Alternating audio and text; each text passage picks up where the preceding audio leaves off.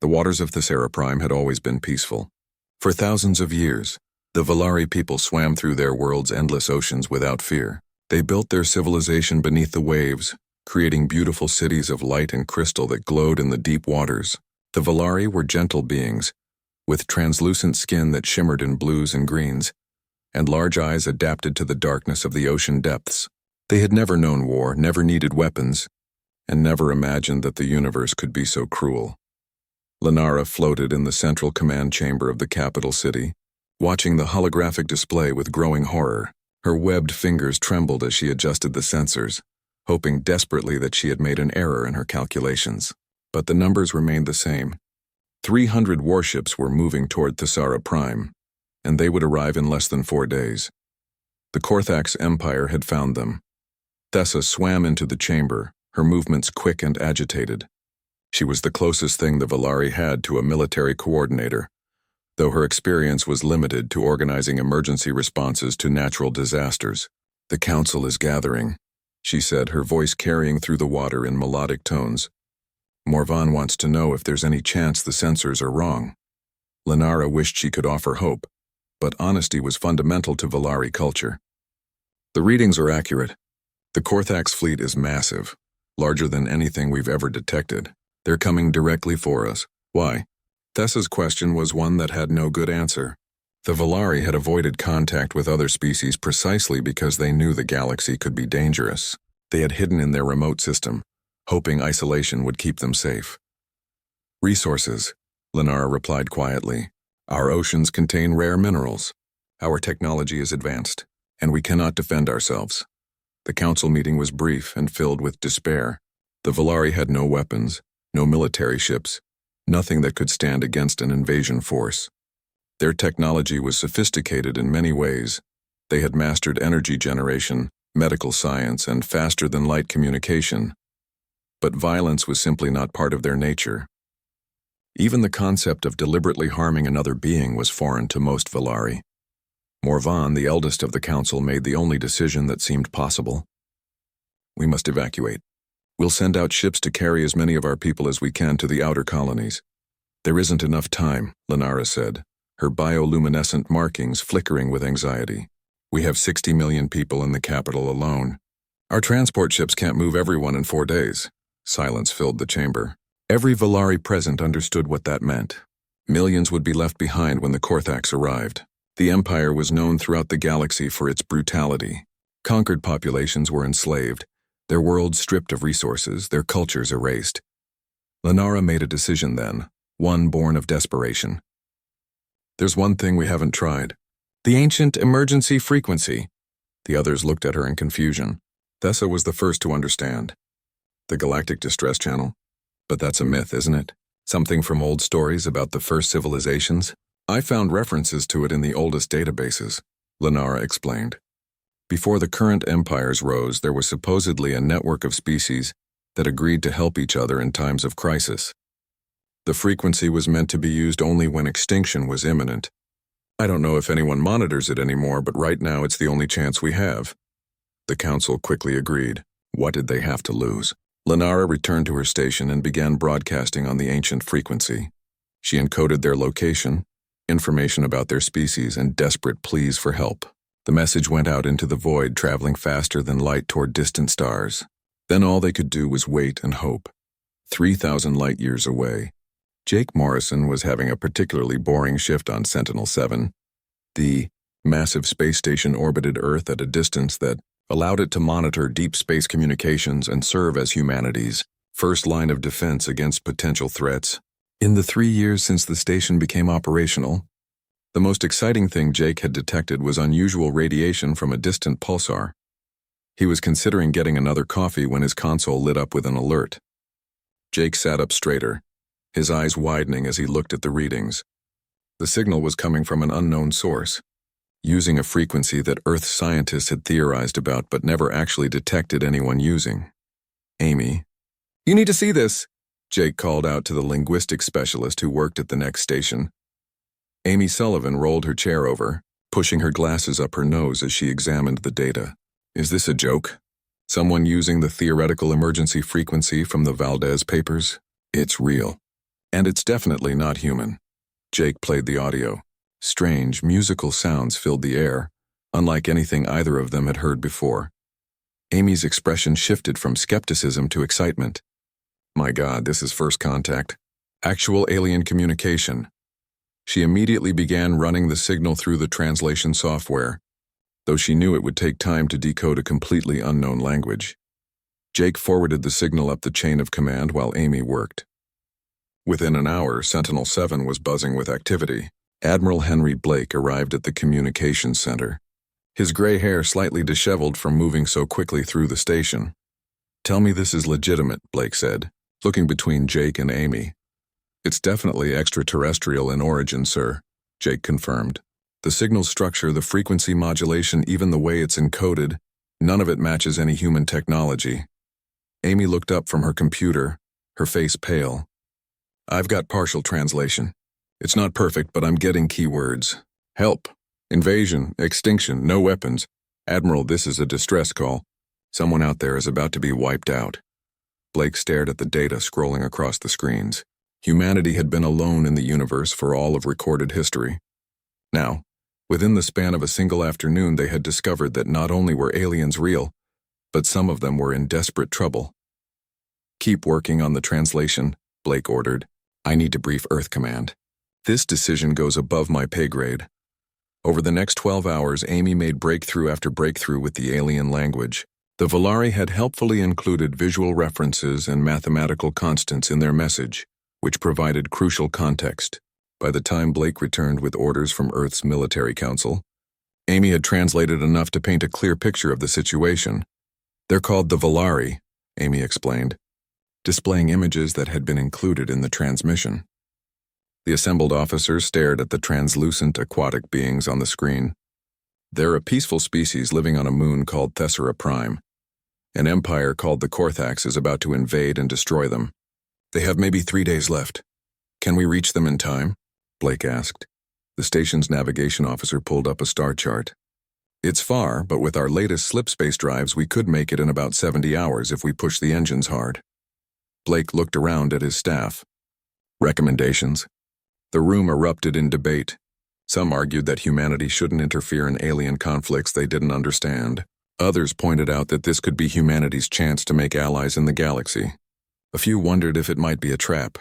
Sir, I have Captain Lisa Grant on the line, a communications tech announced. She's requesting permission to speak. Blake nodded, and a screen flickered to life showing a woman in her early 40s with sharp eyes and short dark hair. Captain Grant commanded the Valkyrie, Earth's largest and most advanced battle carrier. I heard about the situation, Admiral, Grant said. The Valkyrie and her escort fleet are ready to deploy. I'm volunteering my task force to respond to this distress call. Lisa, we don't know what we're flying into, Blake said carefully. This could be more dangerous than any combat situation we've faced.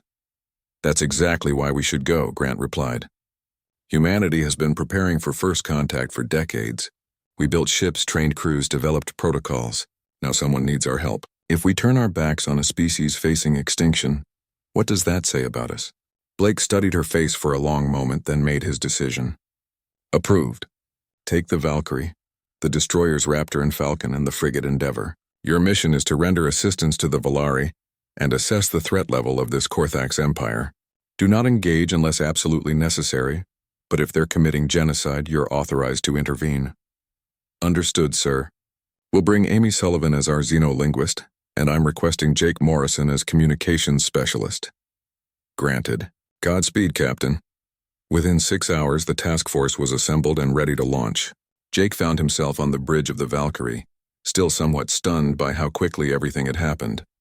Amy was in the seat next to him, already working on refining the Valari translation protocols. Captain Grant stood at the center of the bridge, surrounded by her senior staff. Danny Pierce, her tactical officer, was running simulations of potential combat scenarios. Kevin Hayes, the weapons specialist, was checking and rechecking the ship's arsenal. Claire Watson, the chief medical officer, was preparing sickbay for potential casualties, both human and alien. Paul Gardner, the chief engineer, was monitoring the slip space tunnel was beautiful in a strange, unsettling way.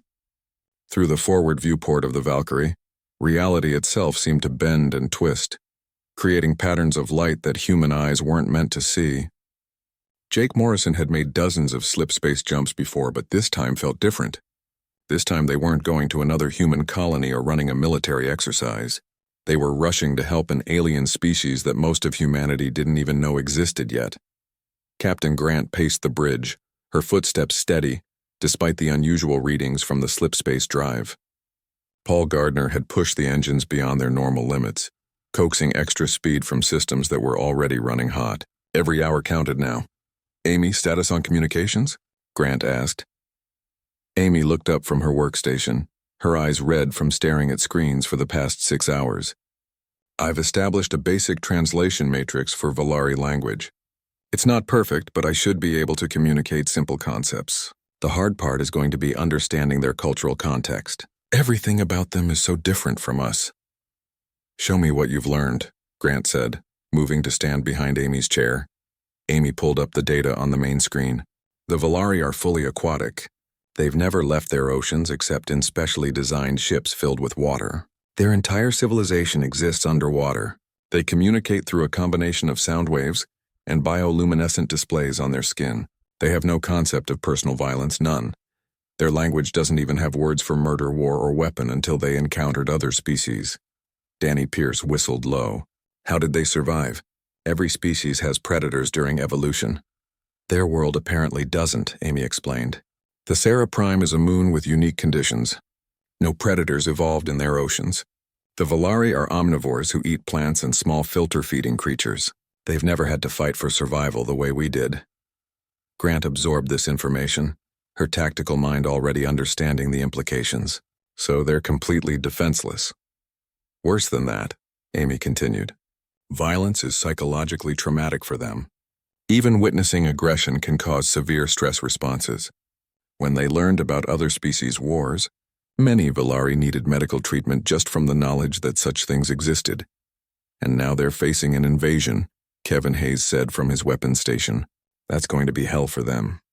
Claire Watson joined the conversation from her medical station.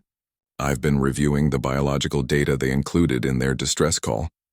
Valari physiology is incredibly fragile by our standards.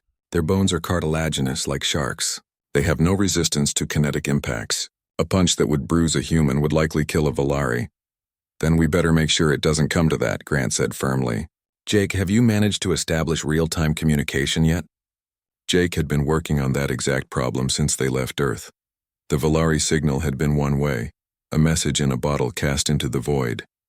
Making two-way contact was more complicated. "I think so, Captain. I've boosted our long-range communications array and I'm using Amy's translation matrix. Should I try to make contact?" "Do it." Jake sent the signal, his heart pounding. They were about to have humanity's first actual conversation with an alien species. The seconds stretched out as the message traveled across the light years. Then suddenly his console lit up with a response. "We've got incoming transmission," Jake announced. "Audio and visual." The main screen flickered and resolved into an image that made everyone on the bridge catch their breath. A Valari face looked out at them, large dark eyes full of hope and fear. The being's skin shimmered with patterns of blue and green light that pulsed in rhythm with the melodic sounds of their speech. "That's Lenara," Amy said, checking her database. "She's the one who sent the original distress call. The translation software is processing." "Okay, here we go." A synthetic voice spoke through the bridge speakers, translating Lenara's words. "You received our message. You came. We thought we would die alone." Grant stepped forward, positioning herself where the Valari could see her clearly. "I'm Captain Lisa Grant of Earth. We received your distress call and we're coming to help. We'll reach your system in about 65 hours. There was a delay as the messages traveled back and forth, but Lenara's response was worth the wait. "Earth? We do not know this world. You are not in our databases of known species. What are you?" Amy handled the response, knowing the cultural context would be important. "We're human beings. We come from a planet called Earth. We're relatively new to space travel, but we're not new to helping those in need." The conversation continued, with Amy and Captain Grant taking turns speaking with Lenara and other Valari who joined the call. Thessa appeared, along with Morvan and several others from the Valari Council. They asked hundreds of questions about humanity, clearly trying to understand who had responded to their plea. When Amy explained that Earth was a terrestrial planet with heavy gravity, the Valari seemed shocked. When she mentioned that humans had evolved alongside predators and had practiced warfare throughout their history, several Valari actually flinched away from the screen. "You kill your own kind?" Morvan asked, the translation software conveying his horror. "We did," Grant answered honestly. "For most of our history, yes. We fought wars, competed for resources, struggled against each other and against our environment. But we learned, we grew. We developed ethics and laws to control our aggressive instincts. We're not perfect, but we're trying to be better." "Yet you have weapons," Thessa observed, her tone carefully neutral. "Many weapons according to your ship's configuration." "We do," Grant confirmed. "Because sometimes peace requires the ability to defend it. The Korthax are coming to destroy you. Talking won't stop them. But we can." Danny Pierce had been analyzing the data the Valari were sharing about the Korthax fleet. He pulled Grant aside during a pause in the conversation. "Captain, this is bad. The Korthax have numbers we can't match. 300 ships against our 4. What about their technology?" Grant asked. "Less advanced than ours in some ways, more advanced in others. They rely on brute force tactics, overwhelming firepower, swarm attacks, biological weapons. They don't care about casualties, theirs or anyone else's." Kevin Hayes joined them. "I've been looking at combat records from previous Korthax invasions that the Valari shared. The Korthax fight like bullies. They pick on weaker opponents and don't expect real resistance. I don't think they've ever faced anyone who actually fought back effectively." "Good," Grant said with a slight smile. "Then we'll give them a surprise they won't forget. Paul, can you squeeze any more speed out of the drives?" The engineer's voice came through the intercom. "Already at 112%, Captain. If I push harder, we risk burning out. Maintain current speed then. Every minute counts."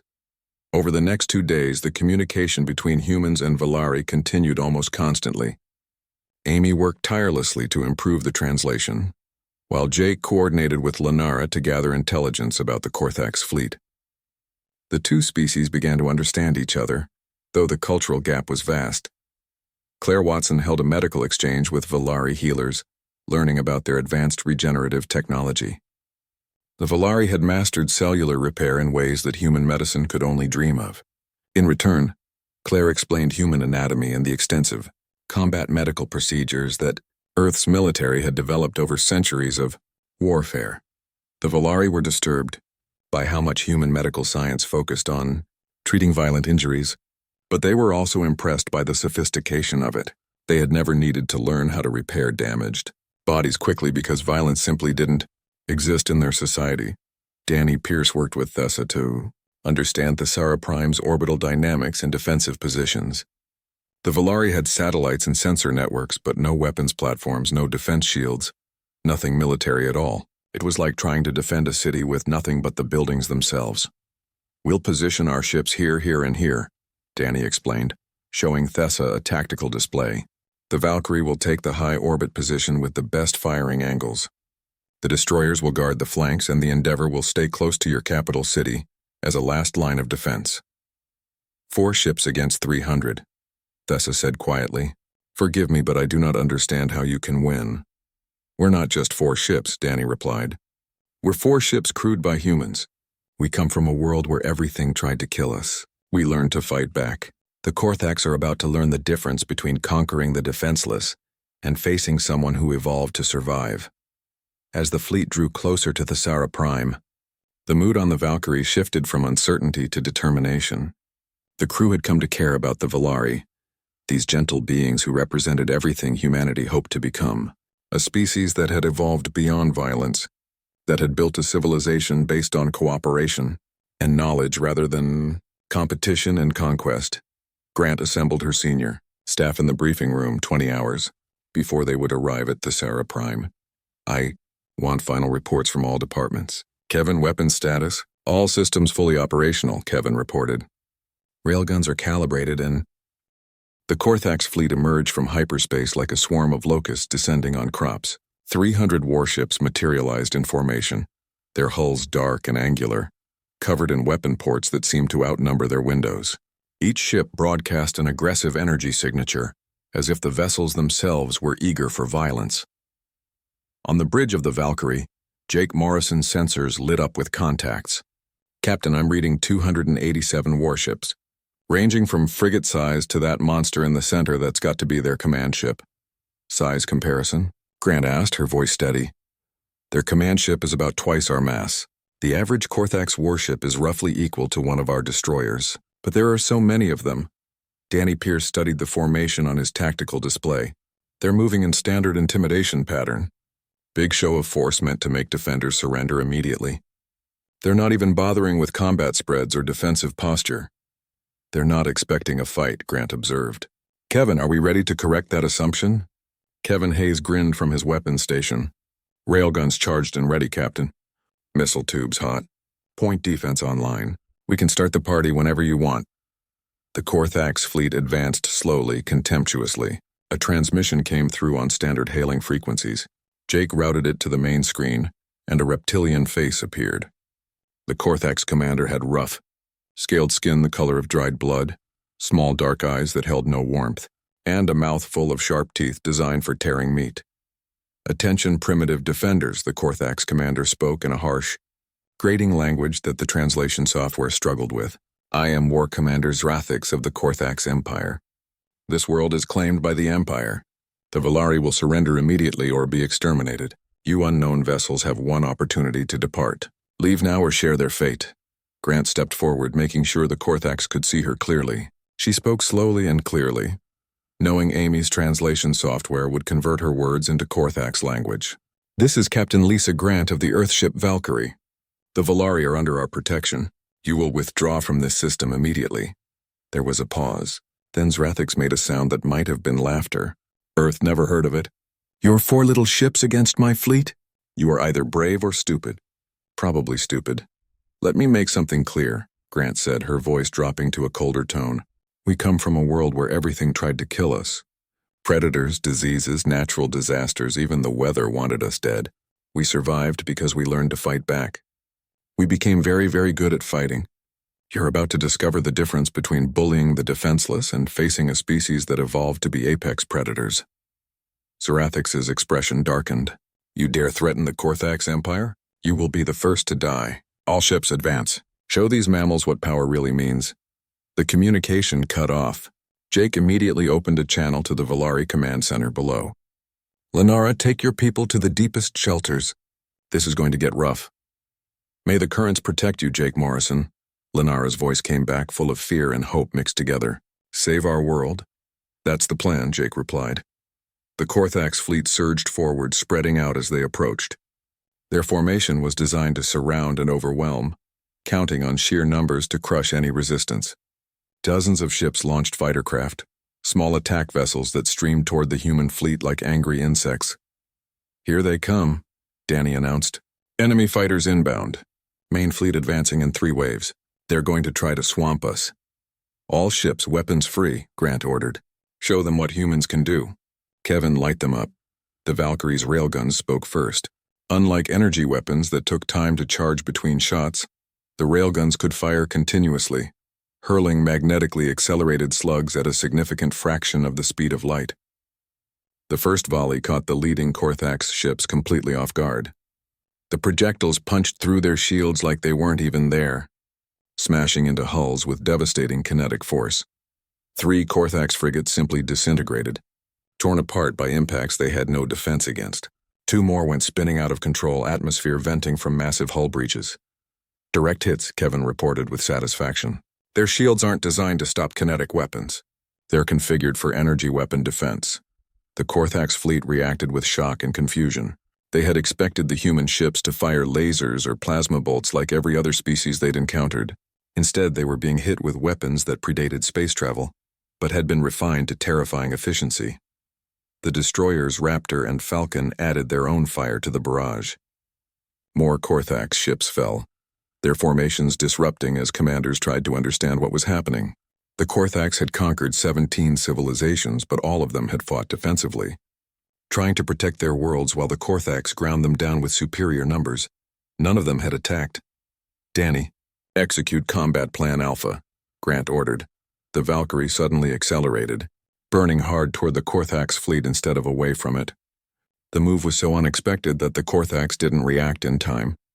The battle carrier plunged into their formation, her point defense system shredding the fighter craft that tried to intercept her. "Launch fighters," Grant commanded. The Valkyrie's fighter bays opened, and 2 squadrons of human fighters burst out. Unlike the Korthax fighters that flew in predictable attack patterns, the human pilots moved with the controlled aggression of predators who had trained for exactly this kind of combat. They worked in pairs, covering each other, using maneuvers that the Korthax simply couldn't counter. One human fighter would draw fire while its wingmate swept in from an unexpected angle. When the Korthax tried to adapt, the humans would shift tactics, constantly keeping the enemy off balance. It was the aerial combat doctrine that had been refined through centuries of atmospheric warfare, now applied in space with devastating effect. Lieutenant Ryan Carter, commanding the lead fighter squadron, reported in, "These Korthax pilots fly like they're following a script. They're not adapting to what we do, taking them apart." The Korthax commander was screaming orders now, trying to reorganize his fleet, but the humans had seized the initiative and weren't giving it back. The Raptor and Falcon swept around the flanks, their railguns finding target after target. Paul Gardner's voice came through the intercom from engineering. "Captain, we're taking hits, but the shields are holding. Power distribution is optimal. We can keep this up for a while." Claire Watson was already receiving wounded. The Valkyrie had taken several direct hits from Korthax energy weapons, and some crew members had been injured by systems overloads and bulkhead failures. But compared to the damage the humans were inflicting, their casualties were minimal. "Captain, I'm detecting an energy spike from their command ship," Jake warned. "Big one. I think they're preparing some kind of superweapon." Danny studied the readings. "Biological weapon. They're going to try to contaminate the atmosphere of Thesara Prime. If they can't conquer the Valari, they'll kill them out of spite." "Kevin, can you target that ship?" Grant asked. "It's in the center of their formation, surrounded by escorts. We'd have to punch through their entire fleet." Grant didn't hesitate. "Then that's what we'll do. All ships form on the Valkyrie. We're going straight through. Raptor, Falcon, focus all fire on clearing a path. Endeavor, stay close to the planet and protect the Valari cities if anything gets past us." It was an insane plan. 4 human ships charging into the heart of a fleet of 300. But the crew of the Valkyrie trusted their captain. And more than that, they understood what was at stake. If the Korthax released that biological weapon, every Valari in the oceans below would die in agony. The human fleet accelerated to maximum speed, arrowing toward the command ship. Korthax vessels moved to intercept, but the railguns never stopped firing. The destroyers were so close together they could overlap their point defense, creating a shield of metal and explosives that no Korthax fighter could penetrate. The Valkyrie took hit after hit. Explosions rocked the ship. Conduits burst, fires broke out in secondary systems. Crew members were thrown from their stations. But Paul Gardner and his engineering team performed miracles, rerouting power, sealing breaches, keeping the ship operational against all odds. "Shield strength at 40%, Paul reported. "Hull integrity at 73%. We can't take much more of this." "We don't need much more," Grant said. "Kevin, do you have a shot?" The weapons officer studied his targeting display. The Korthax command ship was massive and heavily armored, but there was a weak point. The biological weapon system had to have external ports to release its payload. Those ports were open, ready to fire at Thesara Prime. "I have a shot," Kevin confirmed, "but I'll have to use our full missile complement. Everything we've got. Do it." Kevin's fingers danced across his console. Every missile tube on the Valkyrie launched simultaneously. 48 advanced anti-ship missiles streaked toward the Korthax command ship. The Korthax tried to intercept them, their point defense working overtime, but human missiles were designed to be smart, to evade, to adapt. 34 missiles made it through the defensive fire. They didn't target. 3 days after the battle, Captain Grant stood in a specialized transport pod descending through the waters of Thesara Prime. The pod was filled with an oxygen-rich atmosphere that allowed her to breathe. While being surrounded by the ocean, through the transparent walls she watched the underwater world of the Valari unfold around her. It was breathtakingly beautiful. Bioluminescent plants swayed in gentle currents, creating patterns of light that danced through the water. Schools of alien fish, none of them predatory, moved in perfect synchronization. And ahead, the capital city of Azareth rose from the ocean floor like a dream made real. The city was built entirely of crystal and light. Towers spiraled upward in organic shapes that no human architect would have designed, connected by flowing tubes of transparent material that let the Valari swim freely between buildings. Every surface glowed with soft colors that shifted and changed, creating a living artwork that never stayed the same twice. Amy Sullivan, Jake Morrison, and Danny Pierce shared the transport pod with Grant. They were the first humans who would actually meet the Valari in person, and all of them felt the weight of that responsibility. "It's incredible," Amy whispered. "Their entire civilization is integrated with their environment instead of imposed on it. They didn't conquer their world. They became part of it." The pod docked at a receiving area where Valari waited to greet them, as Grant stepped out into a chamber that had been specially prepared with an air-filled environment. She got her first in-person look at the beings they had fought so hard to protect. Lenara floated in a large tank of water that dominated one wall of the chamber. Her translucent skin caught the light beautifully, and her large eyes held intelligence and warmth. She was smaller than Grant had expected, perhaps 5 feet long, with a graceful body that moved through the water with effortless ease. "Captain Grant," Lenara spoke, her voice translated through speakers in the chamber. "Welcome to Azureth. You have given us the greatest gift possible, a future." Grant approached the tank, aware that she probably looked strange and bulky to the Valari. "We did what anyone should do when someone calls for help. I'm just glad we made it in time." Over the next hours, the humans were introduced to the Valari Council and given a tour of the city. Thessa showed them the Defense Coordination Center, where she had watched the battle unfold. Morvan shared the history of the Valari people, their art, their science, their philosophy of peaceful coexistence. But there were difficult moments too.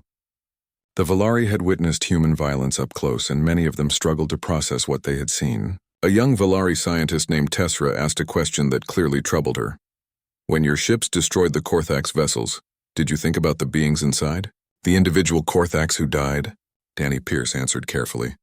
"Every single second. Every shot we fired meant someone's death. But the Korthax were coming to kill 60 million Valari. We had to make a choice between their lives and yours. We chose to protect the innocent rather than allow the aggressors to succeed. But killing is still killing," Thesara said softly. "How do you live with that?" Claire Watson, who had joined them later, spoke up. "It's not easy. Every human soldier carries the weight of the lives they've taken. We don't celebrate death. We mourn it even when it was necessary. But we believe that refusing to stop evil when you have the power to do so is its own kind of violence. We call it the tolerance of intolerance paradox. If you tolerate those who would destroy tolerance itself, tolerance dies." The Valari struggled with these concepts. Their entire worldview was built on the idea that violence was never necessary, but the battle had proven otherwise. Some Valari, like Lenara and Thessa, adapted their thinking. Others remained troubled, unable to reconcile what they had witnessed with what they had always believed. The humans also learned more about the galaxy beyond Thesara Prime. The Valari had extensive databases of information, gathered from other species, and they shared it freely. What the humans discovered was sobering. The galaxy was dominated by a dozen major empires, most of them aggressive and expansionist. The Korthax were just one of many predatory civilizations that conquered weaker species. Between the empires existed hundreds of smaller civilizations like the Valari, surviving in the margins, hiding, hoping not to be noticed. "There's no galactic government?" Jake asked in disbelief as he reviewed the data. "There was millennia ago," Lenara explained. "The old Federation collapsed during the Great Silence, an event we still don't fully understand. Since then it's been chaos. The strong prey on the weak, and peaceful species like mine survive only through luck and isolation." "That emergency frequency we used to contact you," Thessa added, "was from the Federation era. Most species consider it a myth now. We didn't really believe anyone would respond." Amy studied the galactic maps with growing concern. "This is like Earth's colonial period, but on an interstellar scale. Aggressive civilizations expanding without any check on their behavior. Until now," Grant said quietly.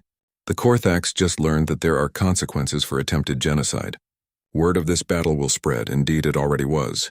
Kevin Hayes, monitoring communications from the Valkyrie in orbit, reported that ships from multiple species had begun arriving at the edge of the system, observing from a safe distance.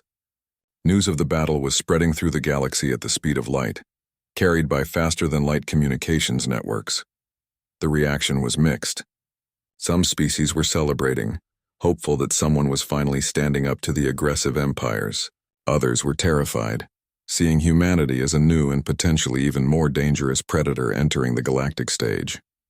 And the empires themselves were watching carefully, trying to assess this new threat to their expansion. On the fourth day, Claire Watson made a discovery that would prove crucial to human-Valari relations. She had been studying Valari medical technology, which was far more advanced than Earth's in many ways. The Valari had mastered cellular regeneration to a degree that seemed almost magical. "Captain, you need to see this," Claire said, calling Grant to the medical section of the Valari Science Center. "The Valari can regrow damaged tissue, cure most diseases, even reverse aging to a limited extent. Their technology could revolutionize human medicine." Lenara, who was present, gestured gracefully. "We would be honored to share our medical knowledge with you. You saved our lives. It seems appropriate that we help you save lives in return. This could eliminate cancer, repair nerve damage, cure genetic disorders," Claire said, her voice filled with excitement and emotion. "Do you understand what this means? Millions of humans could be saved." "Then we have truly found our purpose in meeting each other," Lenara said. "We can save lives together even if we do it in different ways." The cultural exchange deepened as the days passed. Amy worked with Valari linguists to create a comprehensive human Valari translation database. Jake helped the Valari upgrade their communication systems. Danny consulted with Thessa on defensive strategies, teaching the Valari how to protect themselves without requiring them to become warriors. But not everything was peaceful. On the sixth day, Admiral Blake contacted the Valkyrie with troubling news from Earth. "We've intercepted Korthak's communications," Blake reported. "They're calling humanity a Tier 1 threat and have branded the Valkyrie's task force as Deathworld predators. They're spreading information about Earth throughout their empire, warning their commanders that humans are extremely dangerous." "Is that a problem, sir?" Grant asked. "It's complicated. Some empires are scared of us now, which could work in our favor. But others are seeing us as a challenge. There's chatter about several aggressive species wanting to test themselves against humans to see if we're really as dangerous as the Korthaks claim." Paul Gardner, listening to the conversation, shook his head. "Great, we saved one species and now we've painted a target on Earth." "Not just on Earth," Amy added, reviewing intelligence reports. "Multiple peaceful civilizations are trying to contact us. They've heard what we did for the Valari and they want our protection too." Grant absorbed all of this information, understanding the implications. "Admiral, humanity just became a major player in galactic politics whether we wanted to or not. We need to decide what kind of player we're going to be." "Earth Command is already debating that," Blake said. "But I want your input, Lisa. You're the one who's been out here, who's met the Valari and seen what the galaxy is really like." Grant thought carefully before responding. "Sir, the galaxy is broken. The old Federation collapsed and nothing replaced it except predatory empires and terrified victims. Peaceful species like the Valari have no voice, no protection, no hope except to hide and pray they're not found. We can change that." "By doing what?" "Becoming the galaxy's police force. By standing up for those who can't stand up for themselves," Grant said firmly. "We don't need to conquer anyone or impose our will on anyone. We just need to make it clear that attempted genocide has consequences, that bullies will face resistance, that the age of unopposed conquest is over." Blake was silent for a moment. "That's a big responsibility, Captain." "I know, sir. But someone has to do it. And humans are uniquely qualified. We're strong enough to fight the empires, but we come from a world that—" 6 months had passed since the Battle of Thesara Prime, and Earth had transformed in ways that would have seemed impossible before first contact. The capital city of Geneva now housed the Galactic Relations Council, where representatives from Earth met with envoys from 23 different alien species. The sky above major cities regularly showed the contrails of ships coming and going from orbital stations that had tripled in size. Lisa Grant stood on the bridge of her new flagship, the Defender, watching the construction crews put finishing touches on the massive vessel. She had been promoted to Admiral after Thesara Prime, and her entire senior staff had been promoted alongside her.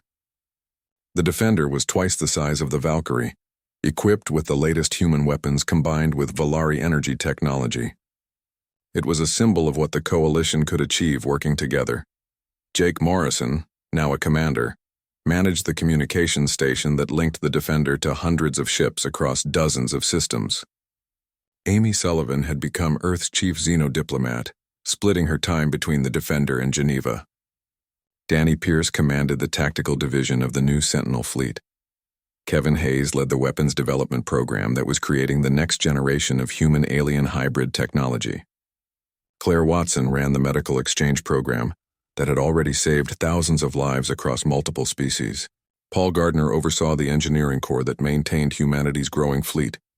But despite all the progress, the galaxy remained dangerous. The aggressive empires had not disappeared. If anything, they had become more cautious and more cunning, and now humanity was about to face its greatest test yet. "Admiral, incoming transmission from the Helian Collective," Jake announced. "It's marked urgent priority." The Helian were a peaceful federation of 3 herbivorous species who had joined the coalition 3 months earlier. They were gentle beings, even more pacifistic than the Valari, who had never developed weapons of any kind. The screen showed a Helian representative named Sareth. His species resembled a cross between a deer and a mantis, with compound eyes and graceful limbs. His usual calm demeanor was replaced by visible panic. "Admiral Grant, we need help. The Draxer hegemony has invaded our space. 3 of our colony worlds are under attack. They're using chemical weapons targeting civilians. We have millions of refugees fleeing and nowhere safe to send them. Please, the coalition must respond." Grant's expression hardened. "How long do we have?" "Their main fleet will reach our homeworld of Verdantis in 72 hours. We've evacuated what we can, but 30 billion Helions still live on Verdantis. If the planet falls, our entire civilization falls with it. We're on our way," Grant said immediately. "Send us all tactical data you have on the Draxer fleet." "How many ships are we facing?" Sareth's answer was grim. 463 warships. "The Draxer heard about what you did to the Korthax. They've been preparing specifically to fight humans. Admiral, they know your tactics now. They're ready for you." After the transmission ended, Grant called an emergency meeting of her command staff. They gathered in the Defender's briefing room, faces serious as they reviewed the intelligence on the Draxor hegemony. The Draxer are reptilian, evolved from ambush predators, Amy explained, displaying images on the main screen. They're patient, strategic, and utterly ruthless. Unlike the Korthax, who rely on brute force, the Draxer use psychological warfare and terror tactics. They want their enemies to surrender out of fear. Danny studied the tactical data. They've positioned themselves well. 460 ships in a defensive formation around Verdantis. They're not attacking yet, they're laying siege, using chemical weapons on the surface to force the Helian to either surrender or die slowly. "What kind of chemical weapons?" Claire asked, her medical instincts alarmed. "Nerve agents and biological compounds designed specifically for Helian physiology," Amy said. "The Draxor researched their targets. These weapons will kill Helian in hours, but they're harmless to the Draxer themselves. It's genocide disguised as warfare." Kevin looked at the fleet composition. "They've also studied our tactics from Thesara Prime. Look at their ship spacing. They're spread out to prevent us from punching through like we did with the Korthax. Their shields are reinforced against kinetic weapons. They've adapted." "Good," Grant said, surprising everyone. "That means they're taking us seriously. That means they're afraid. And fear makes people make mistakes." She stood and began outlining her plan. "We're not going in with just the Defender. I'm calling in the entire Sentinel fleet. Every ship we have ready for deployment. The Valari are sending support vessels with their advanced sensors and medical ships. We're also going to do something the Draxor won't expect." "What's that?" Danny asked. "We're going to ask for volunteers from the other coalition species. Not to fight, but to show the galaxy that this isn't just humanity playing soldier. This is a genuine alliance of peaceful species saying no to conquest and genocide." Over the next 48 hours, Grant assembled a fleet unlike anything the galaxy had seen in millennia. The core was human, 15 battle carriers and 30 destroyers, the full strength of Earth's Sentinel fleet. But surrounding them were Valari science vessels, Helian refugee ships that had been hastily converted to support roles, and ships from 6 other coalition species, each contributing what they could. The fleet that jumped to slipspace toward Verdantis numbered 97 ships. It was still outnumbered by the Draxer, but Grant was counting on quality, coordination, and the element of doing something unexpected. During the journey, Grant received a transmission that she had been half expecting. It was from the Draxer Supreme Commander, a cold-eyed reptilian named Sarax. Human Admiral Grant, Sarax spoke in perfect English, having clearly studied human language.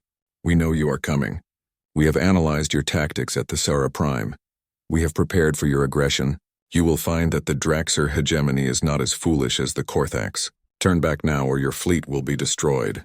Grant didn't blink. Supreme Commander, you're committing genocide against a peaceful species. The Coalition will not allow that to continue. You have one opportunity to withdraw from Helian space. If you remain, we will remove you by force. Sarax's expression was amused. You cannot win this battle. We outnumber you 5-1. We have studied you. We know your tricks. The age of Deathworld intimidation is already over. Then I guess we'll just have to get creative, Grant replied. See you at Verdantis. As the fleet approached the Helian homeworld, the scope of the disaster became clear. Verdantis was a beautiful planet of rolling grasslands and crystal forests, but from orbit the damage was visible. Entire regions showed the telltale signs of chemical weapon deployment, green clouds that clung to the surface, killing everything they touched. Sensors are detecting massive civilian casualties, Jake reported, his voice tight with anger. Estimates say 5 million Helian have already died from the chemical attacks. Tens of millions more are in refugee camps trying to avoid the contaminated zones. The Draxer fleet is in high orbit, Danny added. They're holding position, daring us to come to them. They've set up a perfect defensive perimeter. Grant studied the tactical display, her mind racing through options. The Draxer were right that a straight assault would be costly, but she hadn't become admiral by being predictable. Kevin's status on the new weapons? The kinetic bombardment satellites are ready, Kevin confirmed.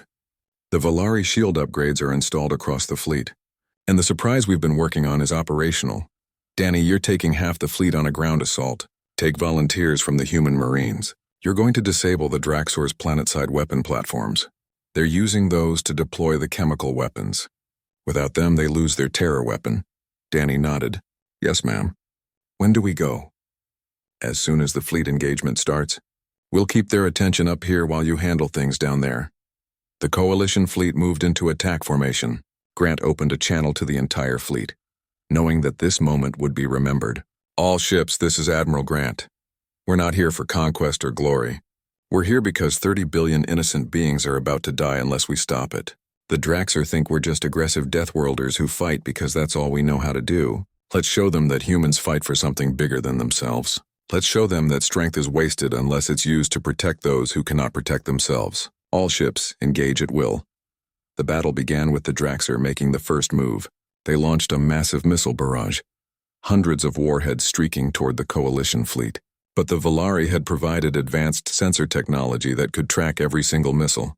Point defense, fire, Kevin ordered calmly. The Coalition fleet lit up with defensive fire. Between the human railgun-based point defense and the Valari energy screens, 90% of the Draxer missiles were destroyed before they reached the fleet. The ones that did get through struck shields that had been reinforced with Valari technology, dissipating their damage. Their opening move failed, Danny observed. They're not used to enemies who can actually defend themselves effectively. Return fire, Grant commanded. Show them what Coalition technology can do.